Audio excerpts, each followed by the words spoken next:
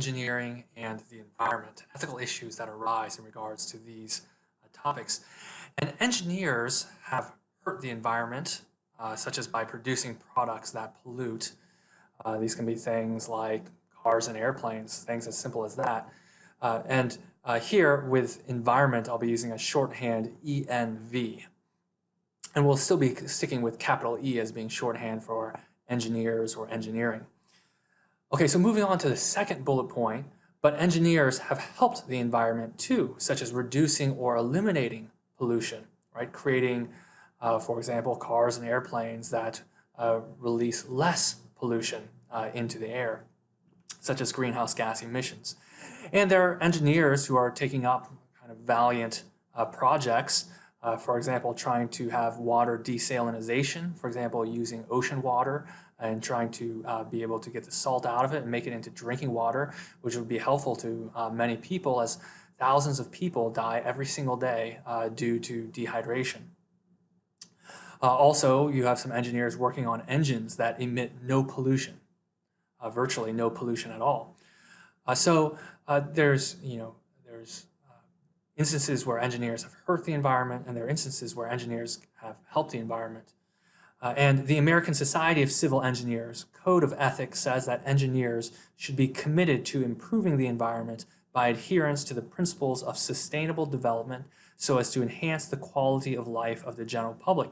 So there are many engineering codes that state that engineers do have this moral obligation to try to help the environment and be environmentally friendly. Okay, so let's discuss some concepts here. Let's discuss deep ecology versus shallow ecology. So here we're getting into some environmental ethics. All right, so deep ecology is the view that nature has intrinsic value and moral standing. In other words, it's the view that nature or the earth that has value in and of itself. It's kind of intrinsic or internal to its very existence. It has moral worth or moral value. It's inherent within nature itself. It's generally thought that human beings have intrinsic value, such that we should treat other human beings with dignity and respect, as Kant would say, right? We should treat people as an end in themselves, not merely as a means only, but as an end in themselves, because human beings kind of internal to our very own existence, intrinsic within us, we have kind of moral value and moral worth, such that people have to treat us with dignity and respect, and that we have rights, right? Like the right to life. The idea here with deep ecology is the same thing holds for nature, like the soil, plants, animals, air, water, etc. Nature itself also has intrinsic value, kind of internal to nature itself. It has rights, and we have obligations not to harm the environment. Shallow ecology is the view that nature only has value and moral standing because humans give it such value. In other words, this is the view that nature does not have intrinsic value. It can still have value, and it does still have value insofar as humans give it value. Maybe nature itself is instrumental, or it can be used as a means or as a tool for our own advantage, such as, well, simple things like having clean air to breathe, right? And reducing and therefore increasing life expectancy and things like that. So shallow ecology, this view is an anthropocentric view, which means it's focused on human beings and nature only having value as it pertains to human beings' interests. So here, the environment only has instrumental value. It only has value insofar as we can use it as an instrument for our own benefit. To give you an example of intrinsic and instrumental value, we might say things like having good health is intrinsically valued. That's valuable. That's good in and of itself. To have good health, such as not to have cancer or any serious illness, things like that. Being in good health, that's intrinsically good in and of itself. It's valuable. And we can say maybe exercising itself is not intrinsically valuable. It's not inherent within exercising itself, but rather exercising is still valuable. It's just that it's instrumentally valuable. It's valuable insofar as exercise can be used as an instrument or as a tool for attaining good health, right? Helping us get good health. So we can say, having good health is intrinsically valuable, but exercising is instrumentally valuable insofar as it is an instrument for having good health, for helping us to be healthy. So therefore, exercise is still valuable. It just carries a different kind of value than intrinsic value. It carries instrumental value. So the shallow ecology view is that nature only has instrumental value. It's still valuable, right? We still need to use natural resources, such as to build shelters, as well as build other things, and have food to eat, etc., have clean air and things like that. So it's still valuable and it's instrumental for us, for our existence, and so therefore we should respect nature. A lot of engineering codes, such as the one that we just looked at, as well as utilitarianism, these are anthropocentric kind of shallow ecology views. They only provide value to the environment and say that we should protect the environment insofar as, for example, in the engineering code, insofar as it can help the general public, right? Insofar as it helps human beings' lives be better, longer lifespans, be healthier, etc. And utilitarianism, well, remember, they measure what's good and what's right based on happiness, right? The ability to feel emotions, feel increased happiness, as well as decrease pain. Of course, there's qualitative and quantitative measurements of that. But things like, for example, the earth and the soil do not feel pain or happiness. So they necessarily, in and of themselves, or intrinsic to their existence, they wouldn't be taken into a utilitarian calculation. However, we can take into account treating the earth well into a utilitarian calculation insofar as treating the earth and nature well enhances human beings' happiness and absence of pain. So engineering codes and utilitarianism, they take a shallow ecology view, but they still place significant instrumental value on nature, and they say that we should protect the environment. Let's look at some arguments for deep ecology. One argument, and this is kind of along the lines of this thinker, Leopold, he says we are interdependent with the environment for our very existence. There are some things that we need to exist, such as having air, having food, right? We can be eating plants, we can be eating animals. If we eat animals, those animals eventually will depend upon, in the animal food chain, will eventually depend upon animals that eat plants, right? So they depend upon plants. Plants depend upon the soil, right? Depend upon the earth for its existence. So we are interdependent with the environment for our very existence. And because of this, ourselves cannot be easily separated from the environment, right? We can't disentangle ourselves. So there's this kind of philosophical notion of the self, who you are. This is not a purely biological notion of yourself, but this is a kind of psychological notion of ourself. What is yourself? Well, the idea here is that yourself, can be made up of things such as your interests, wants, desires, wishes, personality traits, and things like that. But yourself also is kind of necessarily intertwined and entangled with the environment for its very existence. So therefore, if human beings have intrinsic value, like we have the right to life, the right to be other things like freedom of speech, things like that, if we have intrinsic value such that we have moral rights, then also the environment does too, because we cannot disentangle the environment from us. So the environment and us ourselves are in a way kind of entangled together, so and cannot be separated. So if we have intrinsic value, then since the environment cannot be entangled from us, the environment also has intrinsic value. And Leopold focuses on this kind of idea. He emphasizes that we need to try to change our mindset to the environment. A lot of corporations, at least many corporations in the past, used to view the environment as a kind of a limitless resource that we can do whatever we want to it, pollute as much as possible. You can think back to the days, going back to the Marx lecture, thinking back to the days of the beginnings of the Industrial Revolution. And a lot of times when people just kind of bring a mental image of that, they usually think of factories with black plumes of smoke going up into the air. And during that time period, the black soot from this kind of pollution would even turn trees in nearby forests black because of the soot. But Leopold says we should kind of change our mindset. We should think of not as nature belonging to us, such that we can just do whatever we want to nature, but we should look at ourselves as being belonging to nature. We are a part of nature. We are Homo sapiens. We are an evolved species of animal, right? And we belong to nature. We are a member of nature. We don't control nature or own nature. We are rather a member of it. And so therefore, we should respect nature. Okay, so let's discuss this other concept in environmental ethics. It's called the tragedy of the commons. You might hear this concept a lot in economics as well as in political philosophy.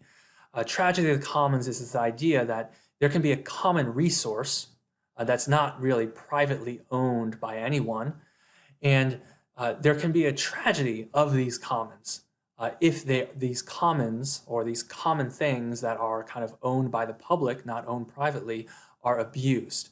A common example to illustrate the tragedy of the commons is using grazing land. So imagine that we all own, let's say, sheep, like a herd, a flock of animals that graze on grass or what have you, and there is a common grazing land for our village. Right? It's owned in common. It's not private land. And this common land has the best, healthiest grass on it. And if each is permitted to graze without limit, it will become overgrazed, right? You will want your herd or your flock to graze on that common land the most, right? And maybe graze without limit. And other people are going to do that too. Well, what's going to happen over time? What will happen is that there will be a tragedy of the commons. The commons will become overgrazed. This can happen to give real life examples. For example, with the fishing industry, with advanced technology, leads to fish scarcity. So there's a depletion of fish, and there are fish species that are going extinct. So the idea here is, with the tragedy of commons, is that each person's pursuit of self-interest makes everyone worse off. And this is the opposite of capitalism. So in capitalism, with Adam Smith, there's this idea that if everyone follows their own self-interest, what's going to happen is that people are going to try to work hard. They want their business to do well, and they're going to try to work hard, and there'll be competition, and then there'll be lowering of prices because of the competition in order to attract customers and consumers. And so people following their self-interest can lead to a kind of greater good. But here we see a counterexample to this, the tragedy of the commons. If everyone follows their self-interest, right, our own self-interest with our flocks, then what will happen is that the grazing land will become overgrazed, and there will be a tragedy of the commons. So the idea here is that with the tragedy of the commons example, we need to protect common resources, such as the air, such as water. Right? We need to protect these common resources and not just do whatever is in our self-interest, such as to maximize profits. And let's not, for example, spend more money in changing our, let's say, machinery or procedures of production in order to release less poison into the water or air. Right? Some people might think that that's in our self-interest. We'll save money on production, right? And maybe we can offer a lower price to the consumers, and more people will be buying our goods. So let's just keep polluting, right? Let's just keep polluting the water. Let's keep polluting the air, things like that. But if everyone did this, then this would lead to a tragedy of the commons. Okay, so another interesting question in environmental ethics is, do we have an obligation to future generations? Future generations, let's say, haven't come into existence yet.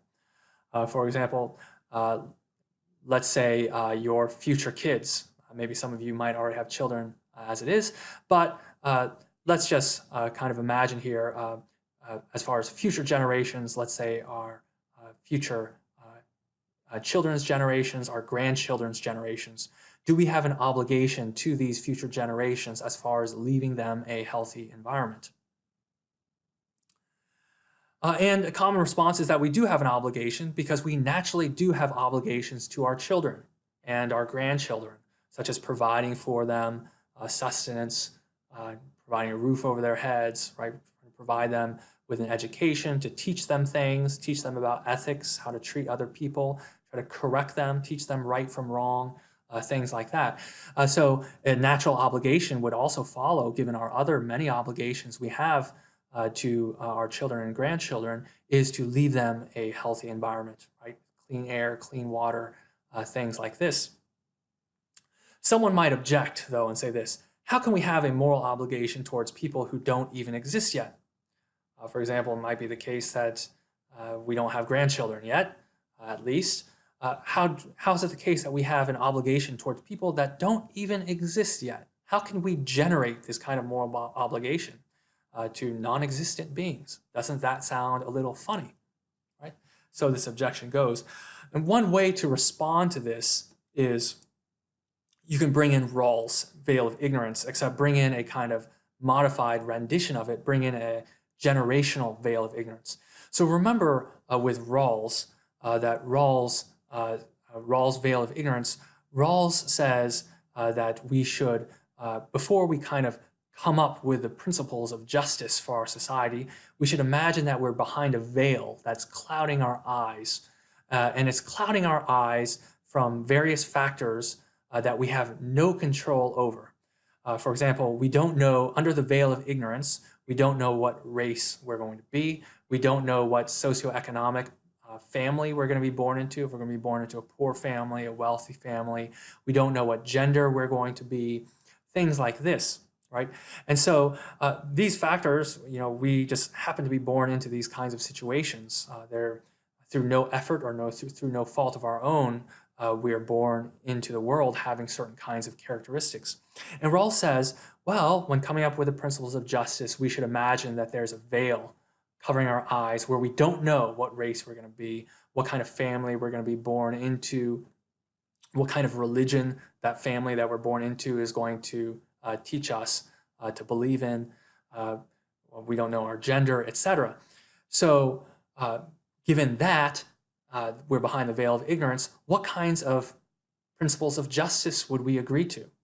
Well, we can kind of add to this veil of ignorance thought experiment and say, let's also say that behind the veil of ignorance, we have no idea of what generation we're going to be born into, right? What generation we're born into, what time period of our country that we're born into, or, even itself, what country we're born into, that's not up to us, right? We could be born into a third world country where people are dying every single day due to lack of drinking water. But let's say we don't know what generation we're going to be born into, right? We could be born into this generation, a generation 500 years ago, a generation 500 years from now, right? So let's imagine we come to the table, and given our ignorance of what generation we're born into, what kinds of principles of justice would we agree to? Would we agree to having principles of justice where we should protect the environment for future generations? Yes, we should, right? We have a moral obligation because we don't know ourselves what generation we're going to be born into. For example, if there's kind of rampant pollution, unhindered, unstopped global warming and things like that, if we were born into a generation 500 years from now, then we wouldn't like that. So we should think, what justifies that we have obligations to future generations? Well, what generation we're born into, that's not up to us. So let's kind of put that to the side. And if we don't know what generation we're born into, would we agree that the demands of justice require us to have obligations to future generations to leave a healthy environment? Yes, we would agree to that. All right, so there's a variety of different kinds of company attitudes, companies that employ engineers towards the environment. And these companies can have various attitudes. Many companies that employ engineers view environmental regulations as a hassle that cuts into making money. They fight environmental regulations, and if the fine is cheaper than making environmental changes, they'll pay the fine. They'll continually pay the fine and just keep harming the environment. So there are a good number of companies like this. And even when they're taken to court, if the legal fees are cheaper than actually changing their modes of production to decrease pollution, they will rather keep paying the legal fees and try to draw out the case forever, as long as possible. However, there are companies that attempt to help the environment, companies that employ engineers, and go over and above and beyond government regulations sometimes. They try to do even better as far as, let's say, releasing less greenhouse gas emissions. And some of them do this as kind of good PR as far as public relations, but some of them have this genuine interest in protecting the environment as well. Okay, so next let's talk about sustainability. And many engineers work on green projects in regards to environmental sustainability. So what is it to sustain? That's to keep in existence, maintain, and prolong at approximately the same level of quality or functioning. Sustainability is development that meets the needs of the present without compromising the ability of future generations to meet their own needs. So it can be sustained, right? Quality, quantity, these things can be sustained for future generations, and sustainable projects are ones that are environmentally friendly and help people. For example, sustainable agriculture maintains the ability of the land to produce food, keeps the land healthy to produce food of the same quality and quantity in now as well as for future generations. So sustainability is important given that the Earth has limited resources, right? We don't have infinite resources, but our natural resources we use are limited. So it's important for us to start thinking about sustainability. Sustainability is a kind of a hot issue these days. So here are some ideas for realistic sustainability for engineers. And engineers are, many of them very admirably, are involved in sustainability projects. One is minimize the use of non-renewable resources such as hydrocarbons and replace them with renewable substitutes such as sun, solar energy, wind energy, etc. So create products that use the sun or the wind, things like this. Use renewable resources only at the rate at which they can be replaced. If you have to use renewable resources, or in using renewable resources rather, use them only at the rate at which they can be replaced. For example, if there's a project that has to use wood, where this wood is coming from a forest, make sure that part of the project is also making sure it's at a rate at which the forest can replenish the trees. Or perhaps the company itself can get involved in planting trees in this forest to keep up with the rate of use of wood coming from this forest. Also, 3, designing recyclable products that minimize the production of waste and pollution, right? Designing products that can be recyclable, but also products generally, create products that minimize the production of various kinds of waste, including pollution. 4, helping with the distribution of the Earth's resources across the globe, even in third world countries, such as helping out with there are engineers that help out with drinking water, bringing drinking water to people in third world countries. Once again, it's amazing, thousands of people every single day. Every single day, thousands of people die due to a lack of drinking water.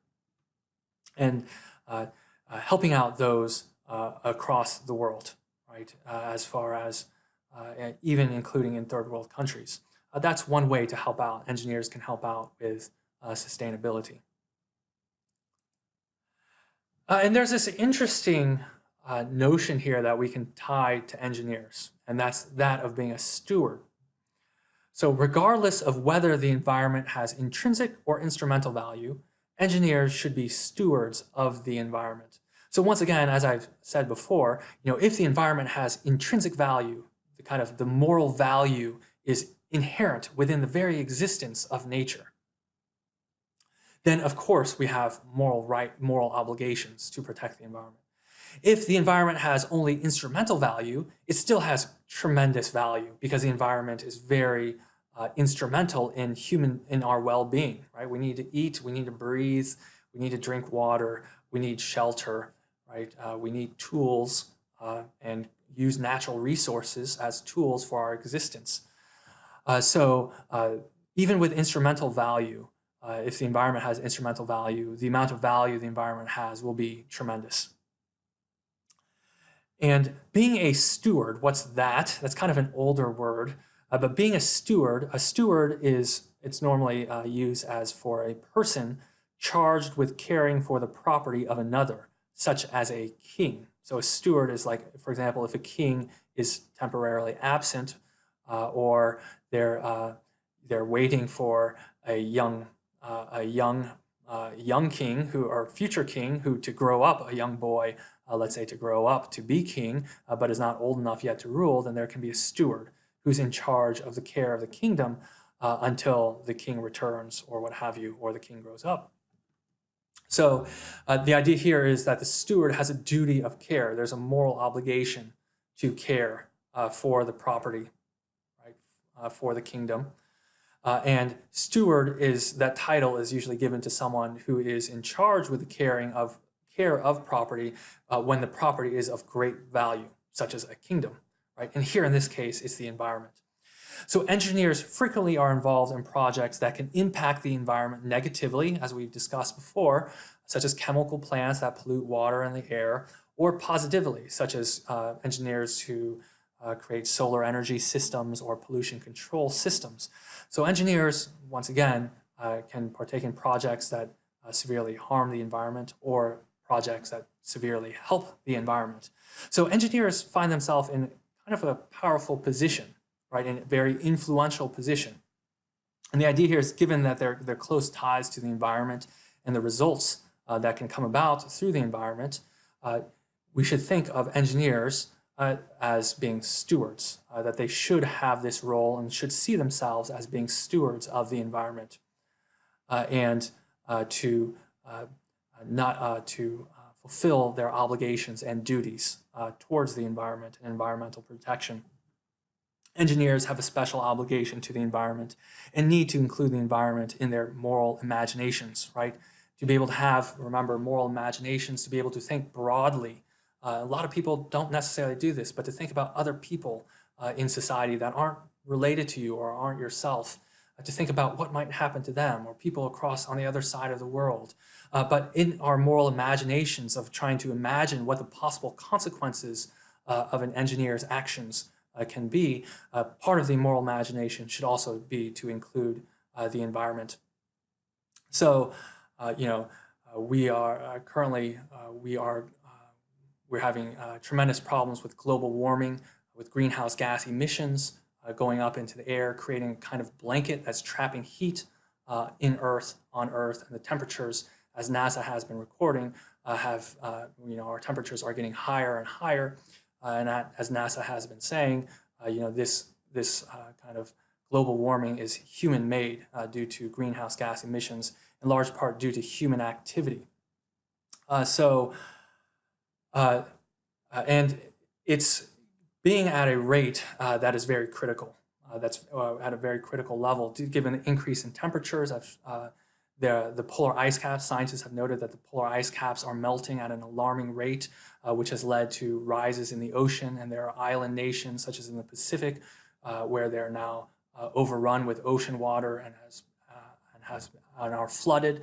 There are even people in the United States, such as in Alaska, who have been affected by global warming and rising sea levels, such that they've had to move from their locations due to it.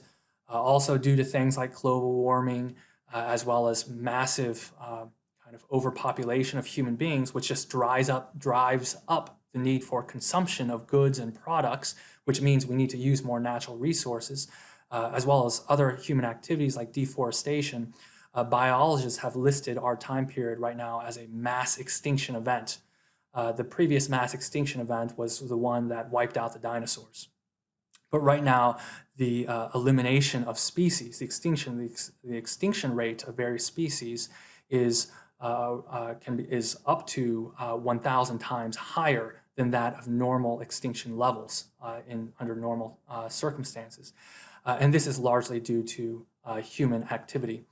So it's very important for engineers to realize the kind of serious situation we are in regards to the environment, and to see themselves as stewards and having an obligation to do their part to try to protect the environment. And uh, and also, that helps others, other human beings as well. So sorry to leave on such a serious, sad note, but it's an important point to make. And this is the last slide for this presentation. And I will see you